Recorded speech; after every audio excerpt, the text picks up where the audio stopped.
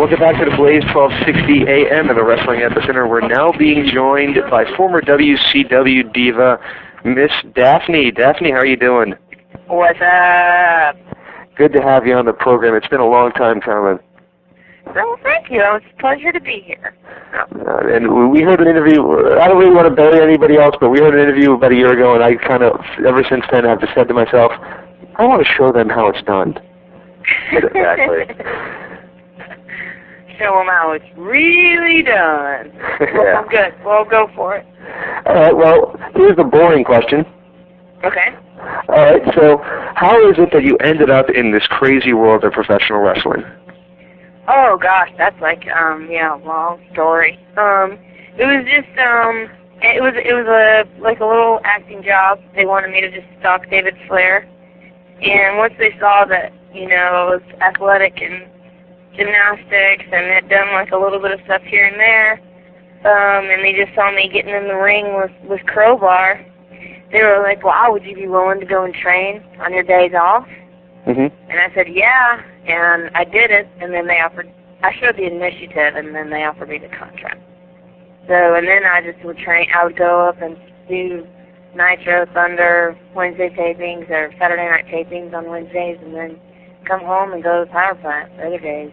Mm-hmm. And so I kind of, I did start there, but then when I got let go, I worked the indie scene for years, and I kind of feel like I paid my dues, but just in reverse order. Mm-hmm. If that makes sense. Sure, it makes total sense. Now, was this during your time at Georgia State University, or was it after? No, this is after I graduated. Yeah, I had been out of college for about a year. So, yeah, it was later in life. I'm getting old. Yeah, not too old, though. You're at least in the 20s by then. Now, before wrestling, you did some acting roles. What were some of the bigger movies that we might have seen you in? Oh, gosh, nothing. Mostly, I did some things when I was younger. I lived overseas, but mostly it was just like voiceovers and things like that. And I had been on a few auditions when they called and asked me to audition for WCW. And like I said, it was only supposed to be 4 weeks part, and then turned into, going on 8 years now, 7 years. Let me know what to think about 7 years with a 2-year hiatus, so, Well, actually, you have the same degree that Mr. Brooks is going for right now. I have one more semester left, but soon to have the same degree as I will. So. Sweet. It's cool. Where do you go to school? At Arizona State University, ASU. I think we're a Sun Devil, and you were the Sun Devils, and you guys are like the Blue Panthers or something like that.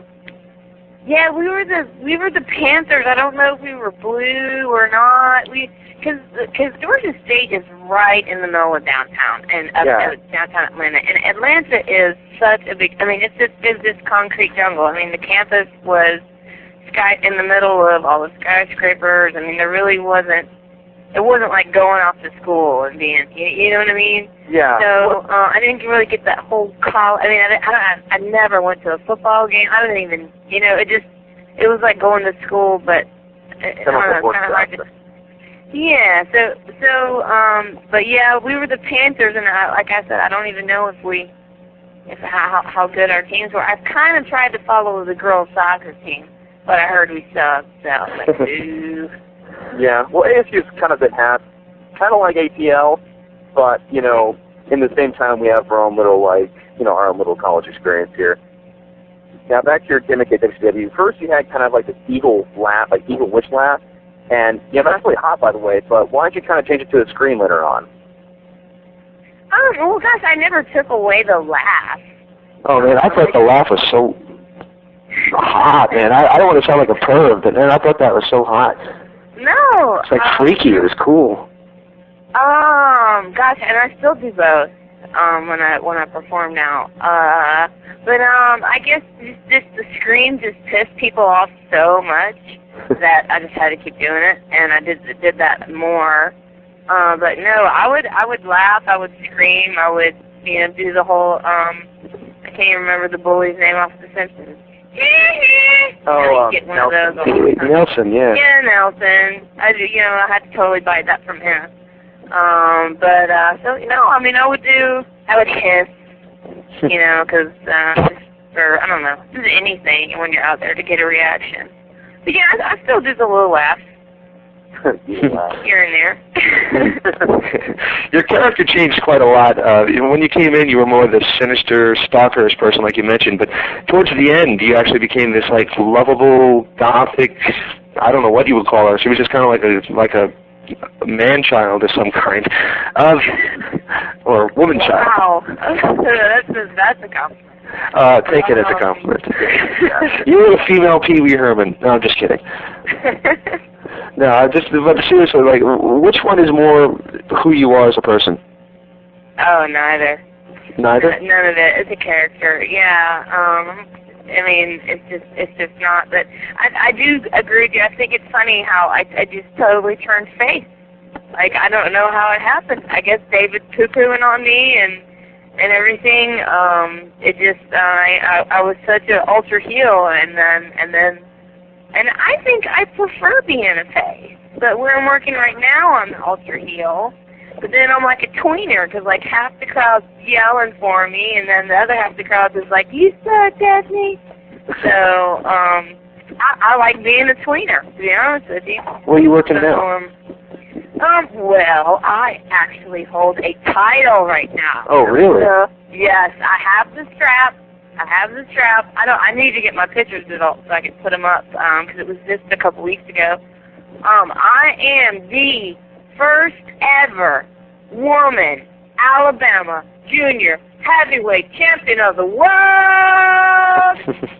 So there you have it. All right, I love the Michael Buffer. Oh hell yeah! You have to incorporate all of that into your title, because that's everything. So. That's right. I went down and rehearsed it before the show on Wednesday. How? Because I know when I'm telling everyone, I'm like, no, you have to say it like this. The whole Michael Buffer style, as it is. Well, you know, I just think it's funny because it's Alabama and of the world. So, Alabama champion of the world. Woohoo! That's pretty cool. Now that's like regional national champion. What is that?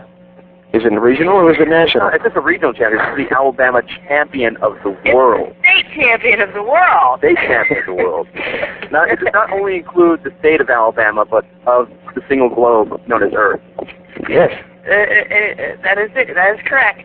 Who did you defeat to capture that belt?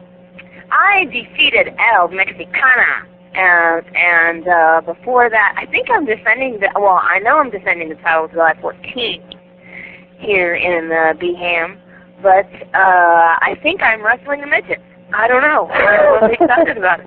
It's going to be tons of fun. Do you think most men are intimidated by you when they step in the ring?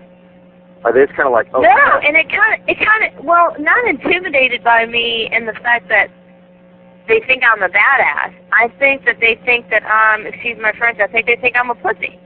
And that was a problem I had in this last match. I was trying to get El Mexicano. I was like, okay, you know, we're going to do this, this, and this. I'm going to hit you with this, this, and this.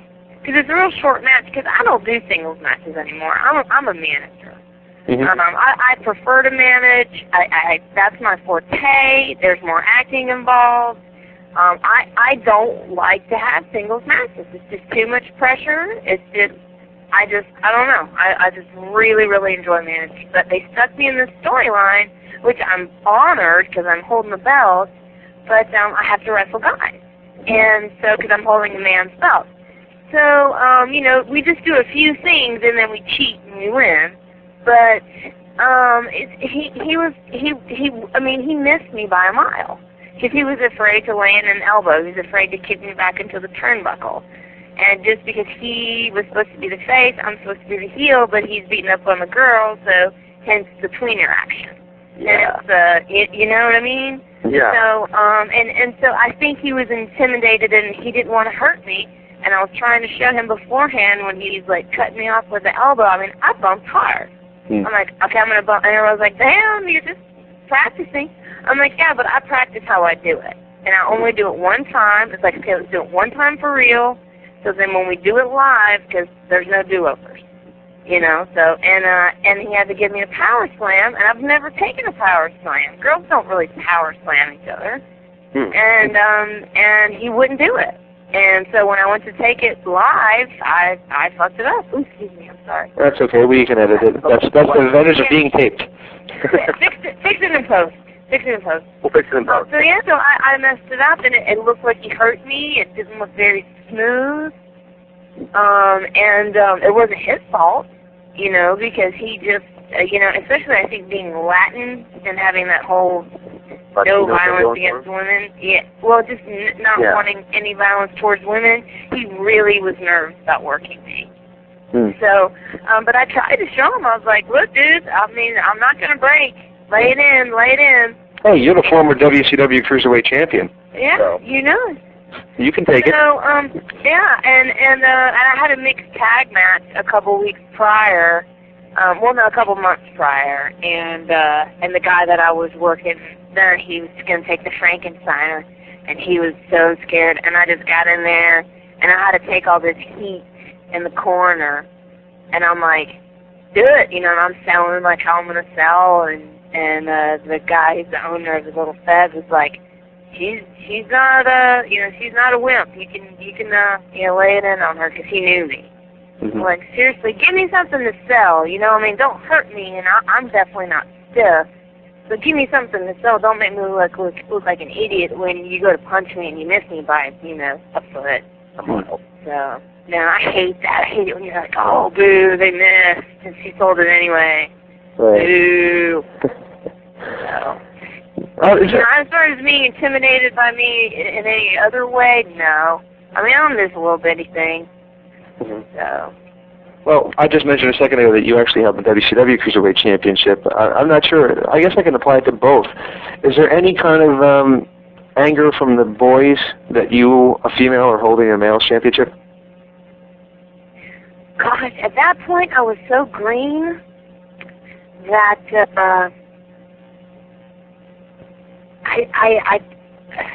probably there was. I mean, I don't know. I never had anyone say anything to me or do anything. I was so honored and thankful, and it's like, wow, this is just awesome. And how I got to work against Crowbar and do some stuff with him and everything. I mean, it was really cool. But I don't know if it pissed anybody off. I never had anybody say anything to my face. So, but, I mean, it's not like I held it for 2 weeks anyway. So. Right. It's not like you were the reigning champion for a long period of time. So, yeah, it's not like I had this long run or anything. But, but yeah, I don't know. Well, there's one cool thing. Go ahead. Okay, there was like one really cool thing you did, or at least we heard about back in WCW. You and David Flair and Crowbar, you guys all went to Ric Flair's house, and you guys were pretty much just like screwing around his house. I think there was a part where you tried on one of his robes. Right, they filmed it for the TV, yeah. Man, they freaking edited that. They edited that out. So when the because I mean we go in and I'm just cutting up. I'm just like, Russo's talking to David. Could David come to the dark side? You know, blah, blah, blah. And I'm just in the background doing the Ric Flair shut on, woo! You know, I'm in his house. I start jumping on his bed. I'm like, I'm on Space Mountain, woo! Like, so I just did all this stuff in the background. That's how I do. You know, like people, Rick and David will be cutting promos back and forth, and I'm behind David's shoulder making horse faces at Rick. You know, just trying to make him crack. Just for the hell of it. And it was funny. Like, people, I'd come to the back, and they'd be like, I couldn't even pay attention to what they were saying because you were just making me laugh. So I just would do stupid shit. So I go into his closet, and this man has so many pairs of shoes. I mean, it is ridiculous. I'm like, I don't even have, I mean, you know, his closet is just crazy. And I saw the robes, and I'm marking out. And I'm like, can I touch them? You know, because, I mean, and he's like, yeah, you can touch them. He's like, here, try one on. I was like, how hilarious would it be if we all put on robes and we all are just walking around with his robes on and he's trying, you know? And so we did a couple takes like that, and then we did a few without, and they didn't use them. And I'm like, boo, because it was hilarious. And let me tell you how much one of those robes weighs. They are so heavy. like, I went to go, like, try to put it on, and I was like, oh, my Lord. I mean, the lady who makes them, I mean, they take months to make, and she hand sews everything, and they are very, very expensive. But it was one of the highlights, and I'm so mad I don't have any of it on tape, of me walking around with a Nature Boy robot. I mean, I was just like, this isn't really happening. Like, that whole day, it was awesome. It was awesome. And then his wife was very nice. His children were very nice. He was very hospitable. He's always really cool to me. He's always like, Dad, you make me laugh so hard. So when I see him, so it was an honor to be in his house. It was really cool. It's actually a funny story about those robes. I heard that in the height of the NWA, Flair and I want to say Dusty, but I could be wrong, actually had or maybe it was Nick Bockwinkel, I don't know. One of them were battling on who could have the more expensive robe made. I'm not surprised. Yeah. I'm not surprised. Yeah, I think Rick has so many of them that, you know, he has got so many robes. It's ridiculous.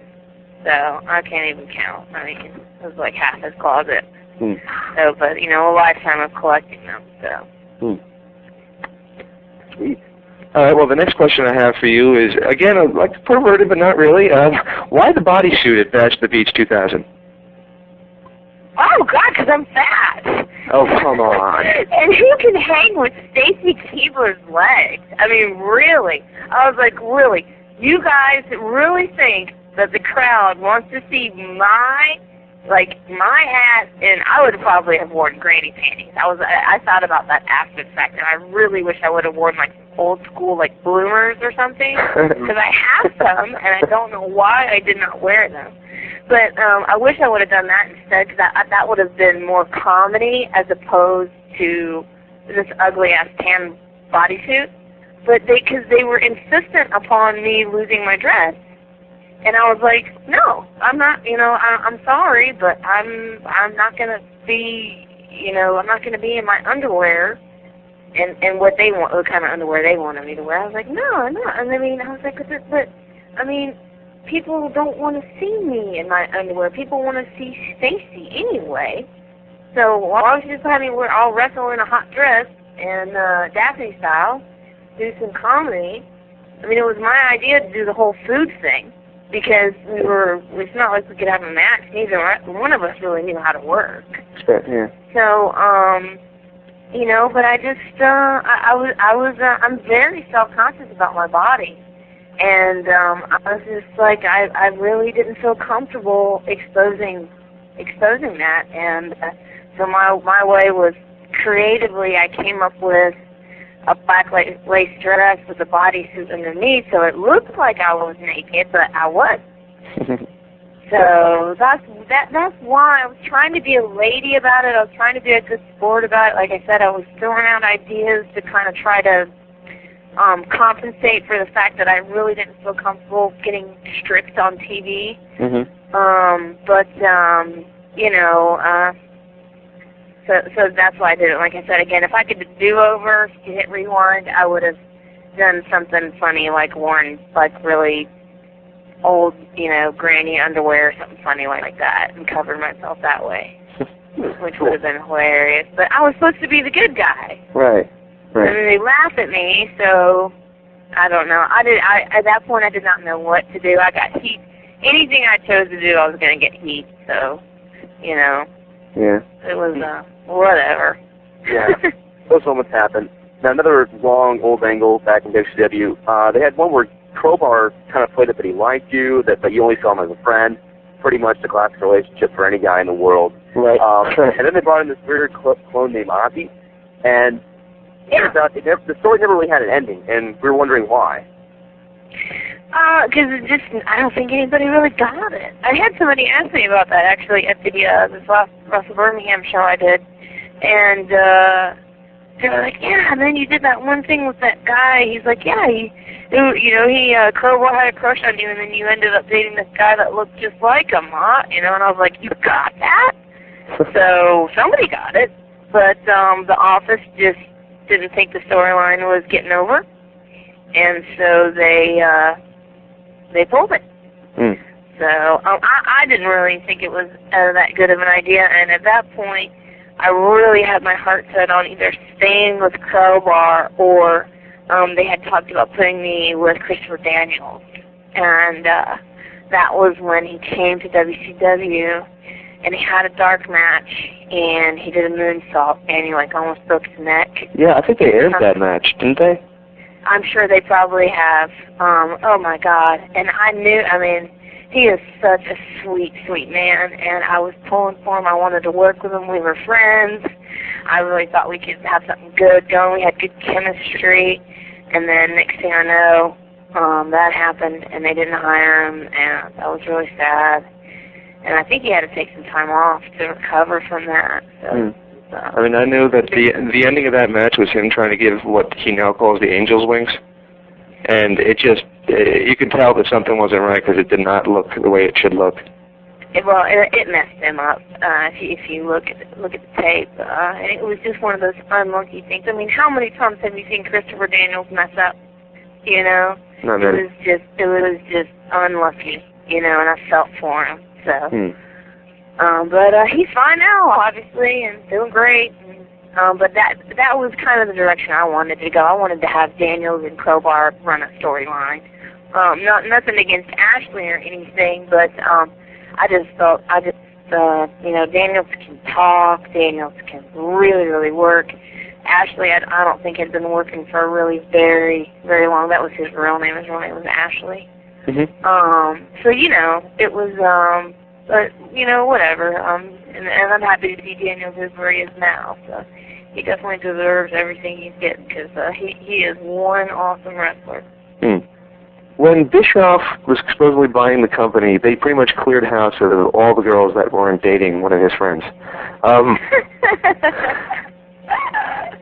You liked that line, didn't you? That's funny. No, I'm sorry. That's hilarious.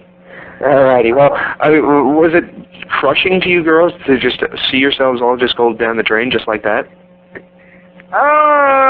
You mean like when they let go like me, Major Guns, Tigress, Paisley, Right. like all at once? That one that like right at the end there? Yeah. Well, that I don't think it really matters. Like what's going on. I mean, it's always devastating to be let go. I mean, it just makes you feel like a failure. It makes you feel like you're no good, that you're not talented, that, you know, I mean, it's just always, really, I mean, it's happened to me twice now. And so, it's, you know, the other circumstances really don't affect it. It's just the fact that you're being let go. I don't know, and it's your life, and you're like, now what? You know, and I offer to take a pay cut, and they say, no. And I'm like, well, should I stick around and keep training? We think you should try something else.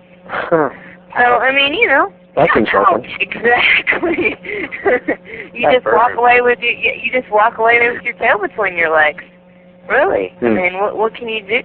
Yeah. So, the whole, I never really put much thought into who's dating who or who was doing what. It was just, I was just upset to be not working anymore, and I was upset that WWE didn't want to pick up my contract. But I tried.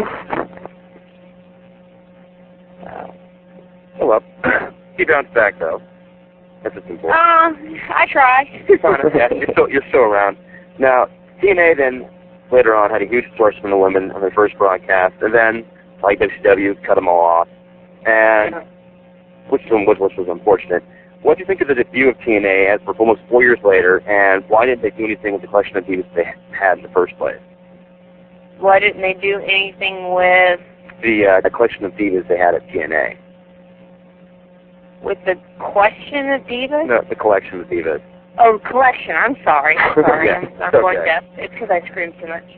Or it's just too many blows to the head. It happens. Don't worry about it. It's probably just a bad cell connection or something. Problem. I don't know. You know, I can't answer that. I don't know why people choose to do what they do.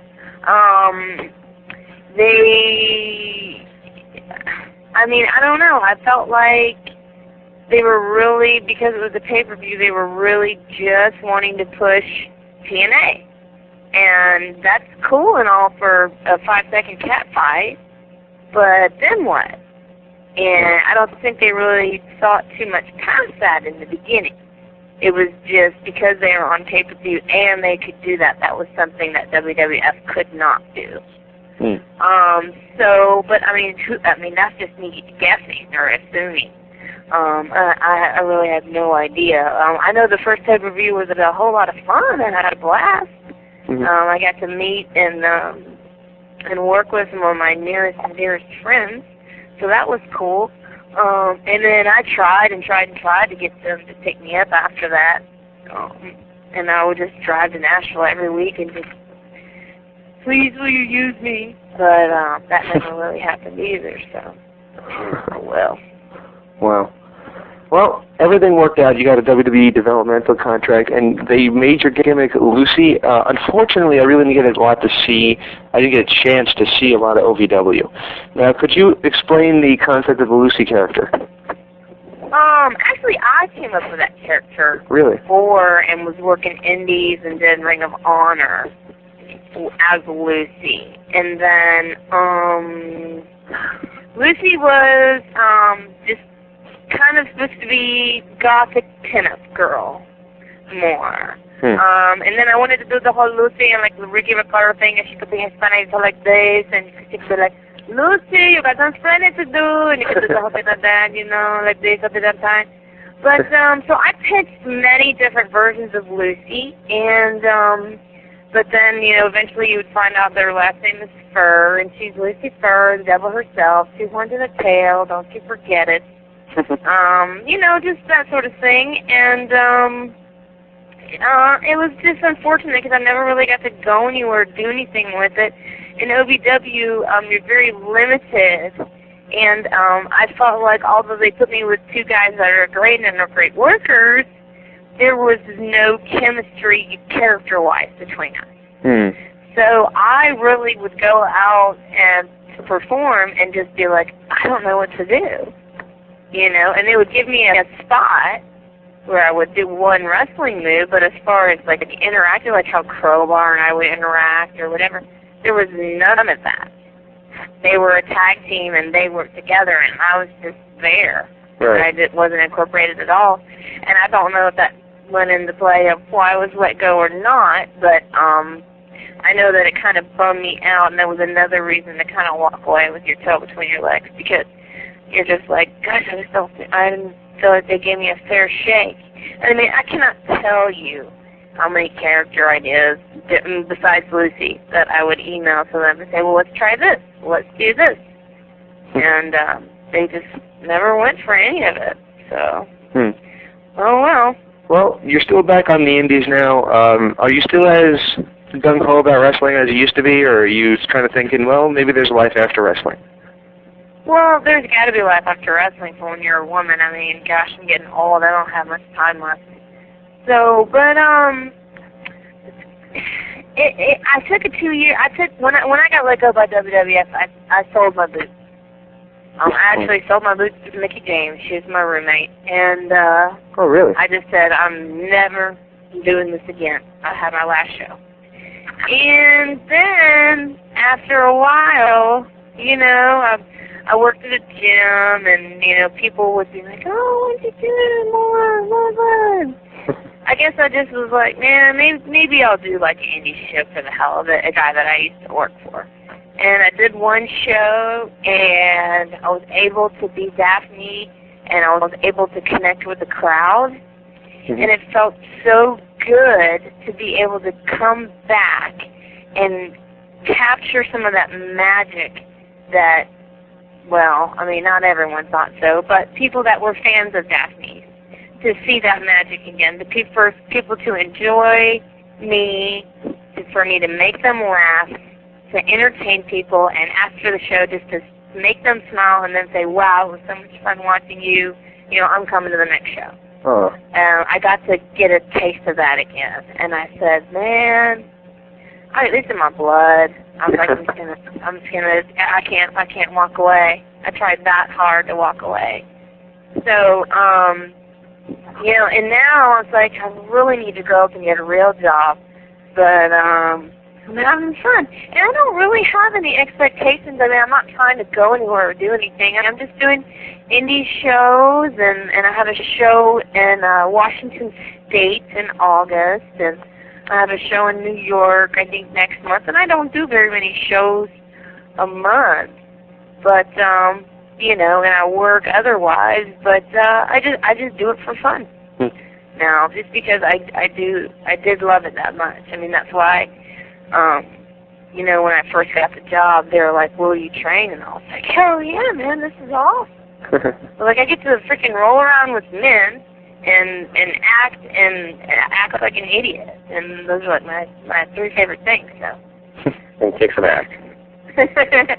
Kick ass, take some ass. So, pretty much, what does the future hold for Daphne, you know, Shannon, Lucy, in general? I'm just taking bookings again, and you know, I just anytime I get to go off and do a show, I consider it an honor, and I feel blessed to be able to still do it, and that people still want to hire me. They're not like, who are you? You know, that people actually remember who I am sometimes. So I just, you know, I just kind of taking it as it comes and enjoying every show that I get to do. This last show that I did, the last couple shows for Wrestle Birmingham, I got to see old friends. And, you know, like I was at the power plant with Wcw Skipper, and he was on the show with David Young. And I've known David Young since NWA Wildside days, and you know, so it was just really cool to see people you haven't seen in a while and see them be successful and know they deserve it, you know, and just be like, hell yeah, good for you. All right. I enjoy that part of it too. All right. I think you mentioned a couple of dates. I don't know if you want to promote them, but this is what we call shameless plug time. So, Oh, yeah. Plug and chug is what I call it. Plug and chug. Yep. Plug and chug? Why, do I need a beer or something? Probably, you know, maybe like a High Life or Milwaukee's Beast. It always makes it a better book. No, Corona Light. Corona Light with a lime. Or, I mean, just why do mess with beer? Why not just go straight to the liquor? Long Beach or a shot of tequila. I prefer a Black Tooth Grin, you know, all whiskey and a splash of Coke. Is it Long Beach? Or is that what you're talking about? What did you say? It's called a Black Tooth Grin. It's Dimebag Joe used to drink it when he was with Pantera, when he was still alive and playing for Pantera. It was his drink of choice. Oh yeah. I'm not big on dark liquors like bourbons and whiskeys. I can just do like vodkas and a light rum and stuff like that. I don't know if that's wussy or not, but like anything really dark makes me. It doesn't matter. It still burns coming down. Wussy is I drink Diet Coke. The first one does, and then after that, it's all great. Yeah, after that, you know, like water. Just stay away from absinthe. That's my only advice. That's some bad times on that one. Anyways, James, I think it's time for word association time. I mean, I know everybody does this, but if we're going to say like a name, phrase, question, and just kind of give us the first thing that comes to your mind. Yeah, and if you have a story, feel free to share that as well. Okay. All right. Okay, James, you go first. All right, the first name on the list is the Nasty Boy, Brian Knobs. Wow. He is the first ever person that I pulled a rib on. And because I was green, I didn't know anything about it, so I actually got to rib him because he had been ribbing me all freaking day. And I finally got him back at the end of the night, and all the boys were like, "Oh, she got you! That's cool! That's one of the boys!" So, but he was wonderful. He had a very, he just added color to the locker room. He was always pulling pranks and always doing things, and he would always like, you know, you got 20 million bags because you're in Europe, and you get off the bus, and you get everything all stacked up, and he walks over and kicks everything over. You know, you're like, thanks, Tom. Appreciate it there, brother. So later on that night, it was like me, Nick Patrick, Bret Hart, Knob, Gosh, who else? That's an odd couple. So bad. Oh, Hacksaw was there. Oh. So we're all you know that? So we're all hanging out in the room, and Knobs is like just picking on me, you know, because I'm the only chick and whatever, and he's just giving me a hard time. And he's like, don't fall on Daphne, don't fall on Daphne. So they all go to jump on me. I go to jump on the bed, and they like hit the bed. I like fly in the air and land on the nightstand, and I hit my head on the clock radio. Oh. So I just went down like, oh, I'm selling it. And at that point, I was so drunk, I didn't feel a damn thing. But I was like, man, and I was going, oh my God, are you okay? Are you okay? I'm like, no. Act like I'm crying, and I looked up, and I was like, I got you. So that was the first time I ever pulled a red on anyone, and he took it well. He was a little bit embarrassed, but he took it well. He laughed. So, and then the next day, I was so wasted. I was like getting in the next day. I'm like in the shower, getting ready to get on the plane, drive home, fly home, and I'm washing my hair, and I'm going, why does my head hurt? And then I got in the elevator, and I go down Nick Patrick's. The door opens up, and Nick gets on the elevator. He's like, how you feeling, kid? And I was like, I'm okay. I'm walking over, but my head hurts. And he's like, you're crazy. You're crazy. And I'm like, yep, I know. I don't just play one on TV. So that was funny. So I can't just one-word answer Brian Knobs because that's a funny story. Here's an interesting one. Unfortunately, he's no longer with us, but I heard a story that you actually squatted him. The wall? Oh, Terry Tootie. Yeah, I squatted the wall. I had a bet with Donnie Harris. They were like, I was like, I could squat over 300 pounds.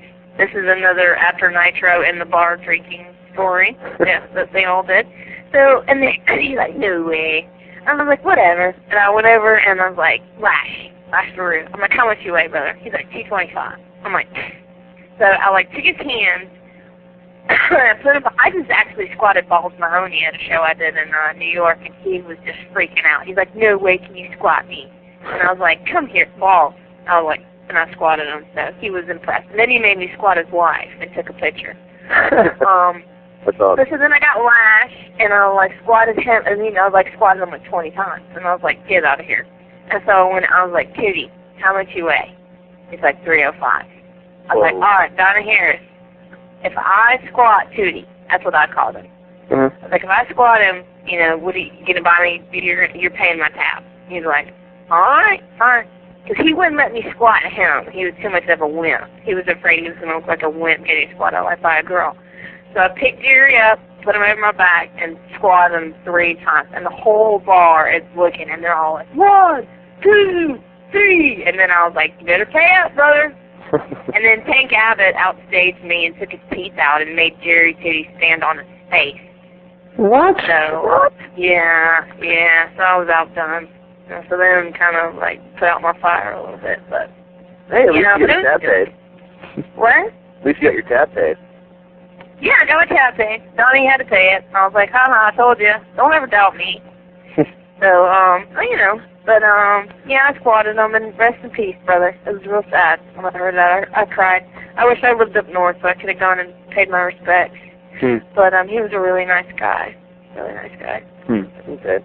The next word on our list is symphony. Alicia Shamrock. Just been cool as hell and hot. And I wish she was still around. I don't know. She doesn't work anymore. I heard she has 2 kids now. Really? I did not know that. I actually interviewed her. I haven't spoken to her since TNA pay-per-view when she came with Ken. And she's the same old chick. Just cool. We used to travel together, WCW, and, here and there, not all the time. And she's just so down to earth. And I really liked her. She's really cool. Well, I'm pleased for her. That's nice. Here's someone that I'm not sure you really know very much of. I know you worked with her in the ring a couple of times. Tammy Lynn Sitch. Yeah, you just want a one-word response. My sympathies for Chris. It's got to be hard to go through. And the show I just did was the 1-year Candido Memorial Show. And I hope she's all right. That's good. All right, how about somebody who's now doing adult films, Tylene Buck, Major Guns? Major Guns. Gosh, one-word response? I don't know. Go, girl. Make you some money, I guess. All right, we have. I don't think I would be renting any of them, but you know, do your thing. If that's what I don't judge. So that's what she wants to do. Do it. All right, 3 left, and then we'll let you go. Okay, I'll take the next one. Okay. David Flair. Last I heard, he was in Puerto Rico. And last time I saw him work, he's come a long way, baby. And proud of him. And I wish him the best. I have no idea. Like I said, I heard he was in Puerto Rico. I have no idea what he's doing now. But just keep on plugging. Like I said, last time I saw him do a match, like he was like selling like his dad and doing some more things like his dad. And I just feel bad for him that he had such big shoes to fill, and he got pulled into the business so young and was just stuck on TV right away, and I felt like I'm sure that he felt a lot of pressure. So, but he's a sweetheart, and I hope I get to do a show with him again one day. That'll be cool. All right, second to last is the Queen of Extreme, Francine. Oh, it's my girl. My idol. I can't tell you how much tape I watched on her, studied her. She is so, so talented, and it just all comes naturally. And she's one of my best friends, so I'm not biased or anything. But before I even met her, I worshipped her. And then when I met her, it was just, and she's been there for me, and she's one of the reasons why she's telling me, Shan, just come and do an all-girl show so you can just hang out with me, and I was like, okay, and then I had a blast, and she's just she cares about me as a person. I love her, and she's a wonderful, wonderful person, and I really hope that they utilize her talent.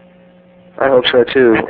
I really do. She's just, when she is on the screen, I can't take my eyes off her. Because she's got that much charisma. I agree. And like I said, I was like that before we were friends. And when we became friends, and the first time I met her, I was like, oh my God, it's really great. But and then we became friends, and I just got to know her as a person. And she is just one of the sweetest. She's great. She's absolutely wonderful. So kudos to Francie. Franny, my girl. Awesome. Okay, last one. Last one. Vince, which Vince do you want to do, James? Vince? Go ahead and give Vince Russo. So Vince Russo's at. I don't know where he's at now. I heard he was doing some Ring of Glory thing. He wanted me to come in, and work it, but he wanted me to work a singles match. And I was like, man, I was going to go to the show, but I will always, always give thanks to Vince Russo. He is the one who wrote the storyline to put the strap on me. He incorporated me into a lot of storylines. He would use me, and he would take me aside and give me constructive criticism as well as just praise things that I did, and would make me feel like I was appreciated out there, that I wasn't just, the chick with the duo, that I was out there and that I was part of the group, if that makes sense. Yep. So I'll always be thankful for him for making me feel like more than just the chick on the side.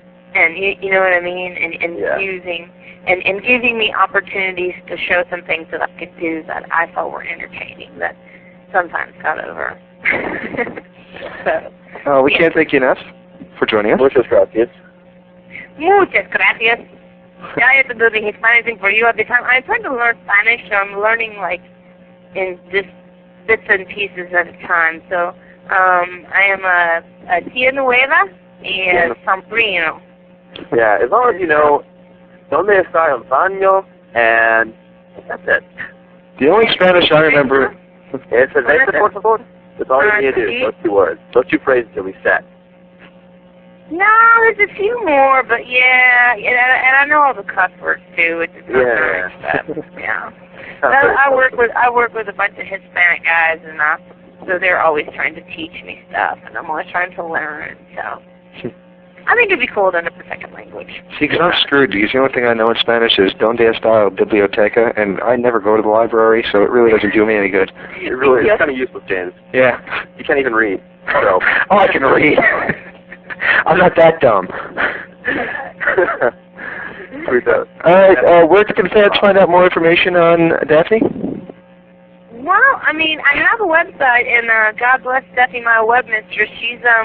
She's been doing some updates and stuff, but mostly just stuff is on MySpace, which I hate to plug MySpace, but I did it to just see what would happen. And I got people coming out of the woodwork going, man, I remember WCW, and then I got bookers, contacting me through there. So that's mostly like what I've been doing, as far as contacting me or any updates on me. I'll have pictures of me with the strap. I think I got a picture of me and Joe from the last show up there right now. And then I got a couple surprises up my sleeves. I took some pictures. I'm going to put those up here in the next couple weeks. So I just try to change and add new ones. But only because MySpace is so user-friendly, and I can't do a website. I'm just so computer illiterate. And I need to bug Steffi to do it. So, but that's mostly that. Or my website is that Steffi does is lucifer.cjb.net. Excellent. And mad love for Steffi, my girl, and she just kept it up. Even when I quit, she still kept it up. Yep. And so that's got a lot of old school pictures. It's got WCW, Ring of Honor. It's from when I first started. And so she's slowly adding things here and there, and she's the greatest. There's a plug for Steffi. Go, Steffi. Excellent. Well, thank you. What was that? I just said boo. Just right there, Oh, okay. Just excited for Steffi. Oh, okay. All right, well, thank you so much. Thanks so much for joining us. Thanks, Daphne. Yes, thank you. All right, before I do let you go, two last things. We're not recording right now, by the way. We're done. Okay, I wanted to ask you if you can give us a promo. Oh, sure. Just saying this is Daphne and you're listening to the Wrestling Epicenter. You can add your own thing to it. If you can do the screen, that'd be awesome, but you don't have to. Your way. Yeah. Can I please plug my title? Oh, sure. Oh, absolutely. Please do. Okay. I will do it. Okay. That's 5. Promo and what else? The other thing was just, you mentioned that you just got a tape of something in, and you don't have a VCR, so I was just going to say, if you ever decided you wanted it converted, I'd be happy to do that for you. Oh, okay. Yeah, I would, actually. If I am not able to do it here in the next few weeks, I could somebody from MySpace sent me a message and said, oh, I just got to take this view at Ric Flair's house. And I was like, are you kidding me? And I said, will you please send me a copy, and I'll send you an autographed picture. And so he did, and so I did. But I haven't been able to see it. So if I have a hard time getting it converted, then I will definitely take you up on that. Sure, because I do a lot of that stuff for the WCW shows. A couple of like Francine always asks me, could you send me a copy, and Simply Luscious too, so I'd be happy to do that for you. Oh, you gotta send me a copy. I just did the last one. Which one were you on? I did the one in Atlanta, just the one in April. That doesn't mean it's aired yet. I'm trying to think of what it's called, nude erotica or something like that, or something like that. I don't know what it was. I was Lucifer, and there was an angel, and we were. Francine was. A drunk? Yes. Okay, yeah, I think that one starts airing on the 18th. So. Sweet. Hey, Jen. Yes. Yeah. I would like that. Okay. I would love that. Sure. Thanks, Daphne. Have a good night. All right, I'd be glad to help you. Thank you. All right, I'd be glad to help you. All right, so do you want me to can't get down to do that promo? Sure. All right, he's just going back to his office. That's all he was saying. Okay. Okay, 5, 4, 3, 2. This is Daphne, the first ever woman Alabama Junior Heavyweight Champion of the world, and you are listening to the Wrestling Epicenter. Woo!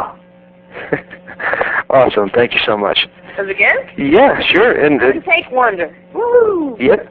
Okay, so keep in contact through MySpace, and if you need any help with any of that stuff, I'd be glad to do that for you.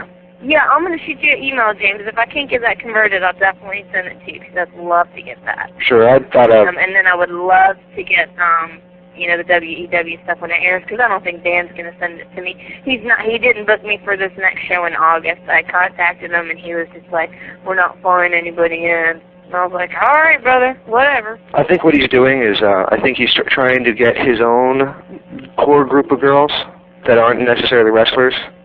Yeah. And I think he's trying to do that for cost-cutting measures. Yeah, yeah. And I don't do singles matches, so, and he wants all matches. And the fact that I just was managing, I mean, he's, I don't know. Yeah. So whatever. I mean, maybe he'll use me on the next time. I don't know. I don't want to burn any bridges there, but I know he's not using me on the next show. So. Alrighty. Oh, well. Well. But, okay, thanks. Yeah, I better run so I can make my cookout. All right. Take care. But, okay, you too. Thank you. I hope that was better for you than the last one. Oh, that was perfect. Thank you. And I hope it was good for you. Oh, it was awesome. Thank you so much. Okay. All right. Take care of yourself. Bye.